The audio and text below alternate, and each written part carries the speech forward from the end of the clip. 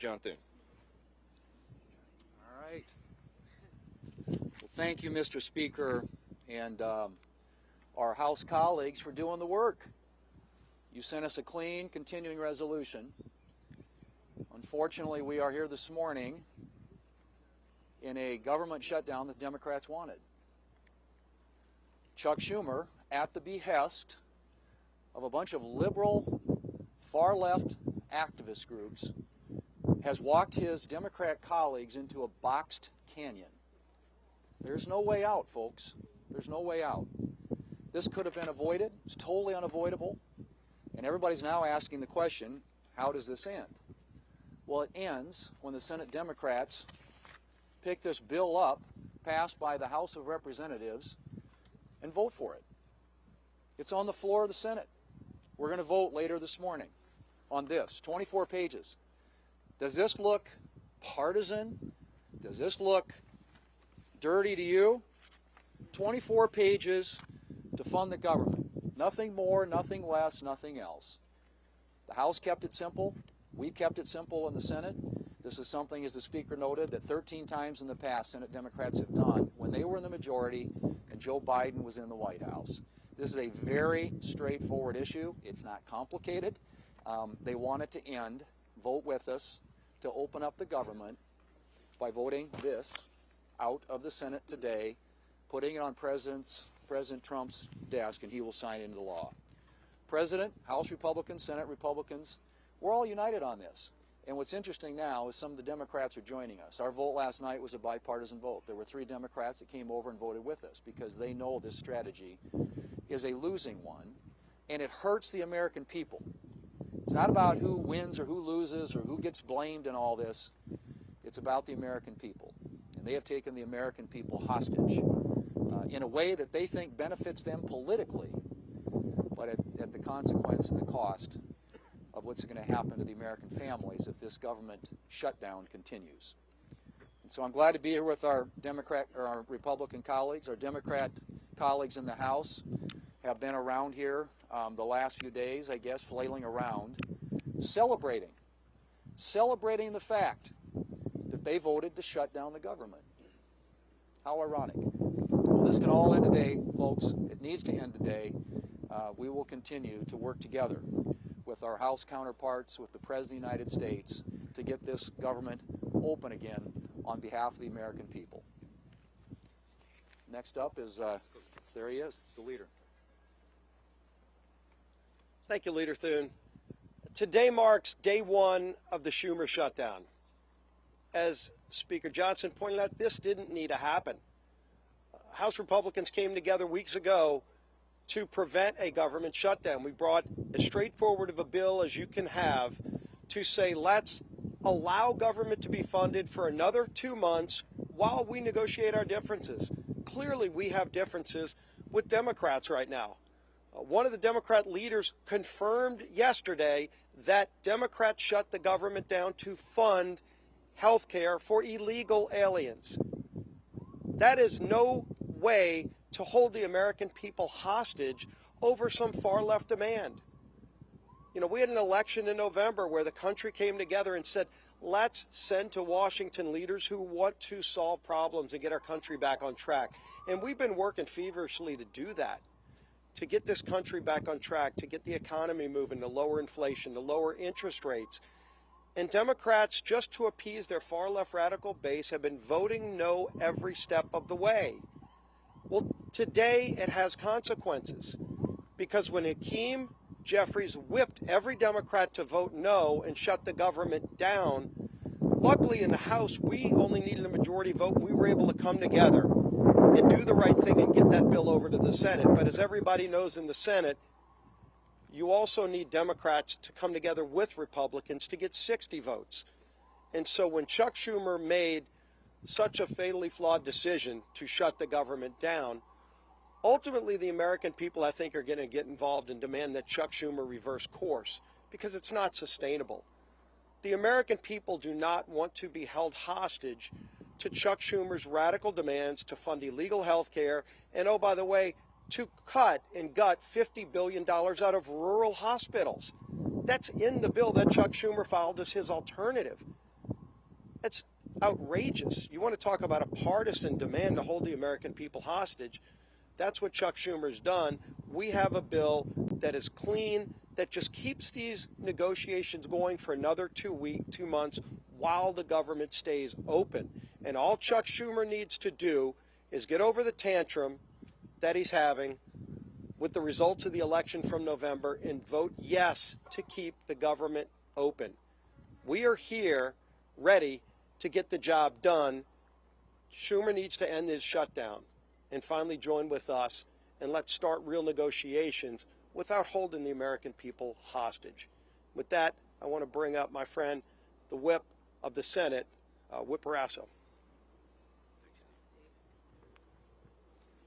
Well, today we're in the middle of the Schumer shutdown. The Democrats have caved in to the radical wing of the Democrat Party, caved in completely, abandoned the American people in the process. And why? Well, one of the reasons is Chuck Schumer wants to try to prove to somebody that he's more liberal than AOC. Yesterday in the Senate floor, the cracks started to appear in the Democrat base. 3 Democrats voted with the Republicans to prevent a shutdown. And why? Because they know the American people are hurt when the government shuts down. We hurt our military, who may be without pay. We hurt our veterans, who may not get health care. Today, the Senate is going to vote again and give the Democrats an opportunity to open the government by passing the continuing resolution, to give us 7 weeks to do the appropriations process, to get the government open again. That's what the American people want. It's what the American people deserve. And today we'll see how many Democrats vote with us to end the Schumer shutdown. And now the whip of the House of Representatives, Tom Emmer.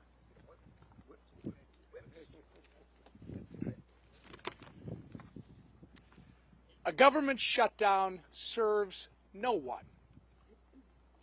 Government shutdowns unleash chaos on federal workers, delay pay for service members, and weaken our position on the global stage. To hold these people hostage instead of just letting them do their jobs is so wrong. These aren't my words. These are the words of congressional Democrats over the last 6 years. I hope that they will listen to their own advice for once. Let's be clear about how we got here. Republicans did our job. We did the right and reasonable thing by passing a nonpartisan, clean CR to keep the government open while we work to return the appropriation process to regular order.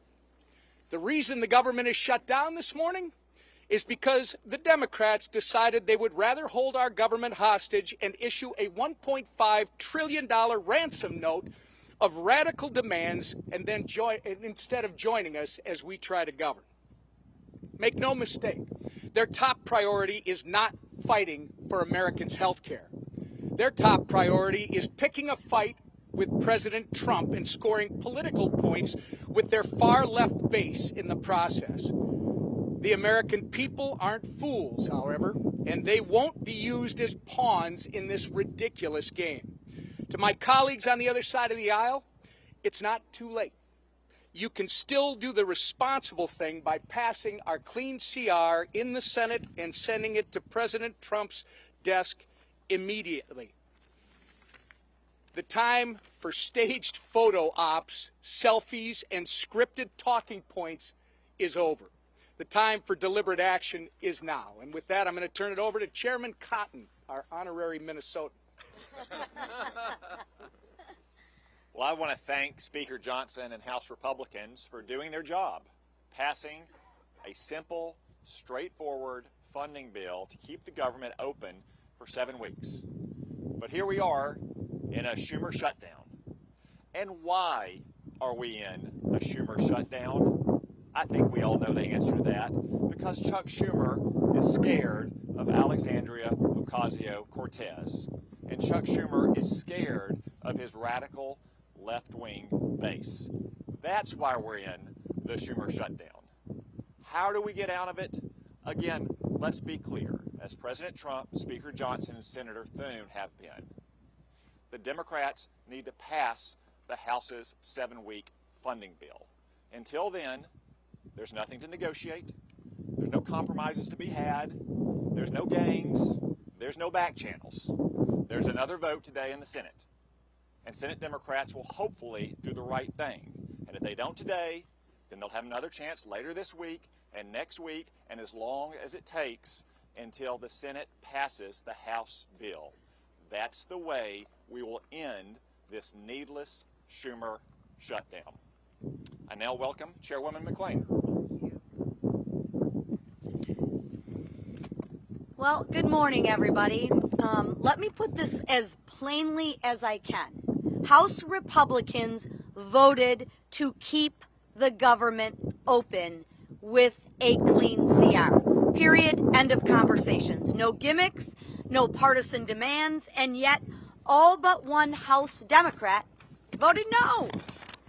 All but one voted to shut our government down. And why? Because Democrats would rather shovel $1.5 trillion of your hard-earned money into radical projects, handouts for illegals, and climate schemes in foreign countries. Now just think about that for 1 minute. Millions of Americans got up before dawn this morning and will put in 8, 9, 10 hours today and get a paycheck. But you know what? That paycheck is theirs. And Democrats want to waste their paychecks. Listen, Democrats can hold all the press conferences they want. They can spin and lie all day long. But a press conference won't open the government. The only thing that will is passing the clean, common sense bill that that Republicans have delivered. And I will close with this. The radical Democrats want to use your hard-earned money to fund radical programs. They want to use your hard-earned money to give illegal immigrants free government benefits. And I would say, Chuck Schumer, you might want to check with Maxine Waters because she doesn't think that's a lie. And what do Democrats want to do? They want to use your money to fund climate change in foreign countries, all while taking away money from our rural hospitals. This is not wrong. It's plain insulting. And with that, I'm going to turn it over to my friend, Shelley Moore Capito. Well, I'm the cleanup hitter here, and a privilege to be here with the leadership of the House, the Speaker, and others, and the leadership here in the Senate. The resounding theme that I've heard today is hijack and hostage. The American people are being held hostage, and the process has been totally hijacked. We've heard repeatedly how simple, how nonpartisan, how easy the bill that Leader Thune has shown us today in terms of keeping the government open, how easy that is to vote for, to give us the 7 weeks while we work out our differences. But not only am I on leadership, I'm also on the Senate Appropriations Committee. The process of appropriating has been hijacked. And that's fine for the Democrats, because last year Chuck Schumer did not put one single appropriations bill on the Senate floor. Our leader has put 3 on the Senate floor, and our committee has passed 8 bills out of appropriations. That's the process to get the will of the American people, where their priorities are, where they want to see us as a nation go with spending their hard-earned tax dollars. So while we have held hostage the American people to keep them from doing things that they like touring the Capitol or accessing benefits or the services that are provided by our federal government, they've also hijacked a process that we need to have in order to demonstrate to the American people what we promised them in this election and what President Trump promised them. We're going to go back to regular order. We're going to appropriate the dollars. We're going to be fully transparent. And we're not going to ride on some continuing resolution that spends like President Biden wanted to spend. We're going to put our own imprint on this for the American people. That's what they wanted when they voted us in, and that's what we want to give them. Thank you. I want to thank all the senators for being here with us and the House leadership team. These folks have worked very hard. I really appreciate that context that Chairwoman Moore Capito just added here, reminding everyone that this has been a bipartisan process. The appropriators are doing their work. Republicans are in charge of Congress in both chambers, and we are returning the work of Congress back to regular order. But it takes time to do that. We have to rebuild muscle memory. As noted, Chuck Schumer didn't do that process at all. And so it's hard work. It takes a lot of time on the calendar, and all we're asking for is a little extra time. We took the liberty this morning to play the highlight reel of everything our Democrat colleagues have said for the last several decades about shutdowns. Use their own words. We'll roll that out, and it'll be in the hallway for you later today. You can see that as well. To remind everyone that they always said that shutting the government down would be dangerous, destructive, selfish, and irresponsible. And suddenly now they've changed their tune. Don't buy it. The American people are not buying it. Chuck Schumer was reminded of a New York Times poll that came out yesterday. 65% of respondents are saying to the Democrats, do not shut the government down if you don't get what you want. I think that number is going to rise dramatically as the pain increases, and it is the pain that they have caused. We'll take a few questions.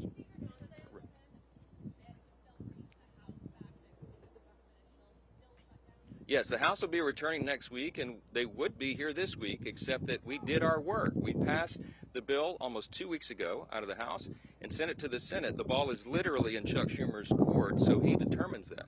Now, as you all know, today and tomorrow we recognize the Yom Kippur, the Jewish high holiday, so that's always traditionally a day that Congress doesn't work. We respect that tradition. And so Friday would have been the first legislative day in the House, but there is nothing truly that we can do much on the floor while the lights are almost literally out here. We have to open the government. The first, the simplest, the most important job of Congress is keeping the government working for the people. All the Democrats have always said that until this week. Yes.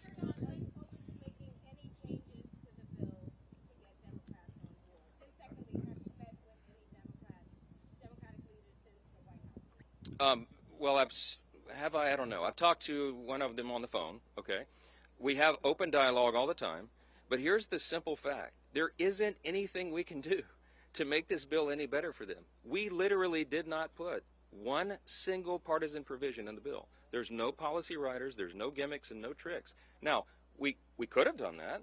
I had a lot of colleagues that wanted us to load this up with our priorities, but the leaders decided that we should do this in good faith, simply to buy more time, again, for the appropriations process to work. That's all this is. So there's nothing to negotiate. There's nothing that we can pull out of this bill to make it any leaner or cleaner than it is. It's absolutely sparkling clean, and it's only 24 pages long, okay? We're carrying it around as an exhibit. You've all read it, I hope. Everybody can read this. It's very, very simple, and it's not much more to it. Yes, sir. Yes, sir. Yes.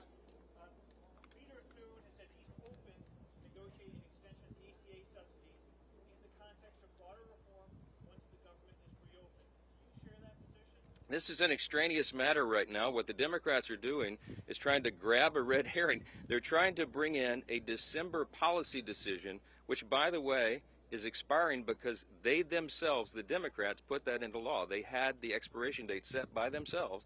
But that is not a decision that has to be made until the end of the year, December 31. They're trying to bootstrap that and bring it into this very simple, very clean decision of a September funding stopgap. Don't buy it. They're grasping at straws because they want to have something to argue. They're claiming that Republicans are hurting health care. You should go read Chuck Schumer's counterproposal for the CR. We have a clean CR. They have a dirty CR, okay? And one of the reasons it's so dirty is because they wanted to cut $50 billion from the rural hospital fund that we all worked so hard to put into the American taxpayers' tax cut, American families' tax cut, because the One Big Beautiful Bill handled that. Now, there's something that you might want to think about. Why do they want to cut $50 billion from rural hospitals? Because many of them, most of them, are in red states. I mean, I hate to say it that way, but I can't figure out any other reason they would argue for that. And by the way, if they care so much about health care for the American people, they would not shut the government down. Because you know what stopped today, among the other important programs and services, is women, infants, and children's nutrition programs. They have stopped sustenance for people, health care for veterans, medical services, mental health services, all the things that people rely upon. FEMA, how many of you know we're in the middle of hurricane season? There's 2 off the coast of the U.S. right now. They have stalled the work of FEMA, and they have prevented people from renewing or getting new flood insurance programs right now in the middle of this. It's dangerous, it is destructive, and it's unconscionable to us that Chuck Schumer should do this and would do this for his personal political reasons. How long, the only question that we'll leave you with this morning is, how long will the Democrats allow Chuck Schumer to drive them off this cliff? Every single American needs to ask that question. Thanks for being here this morning.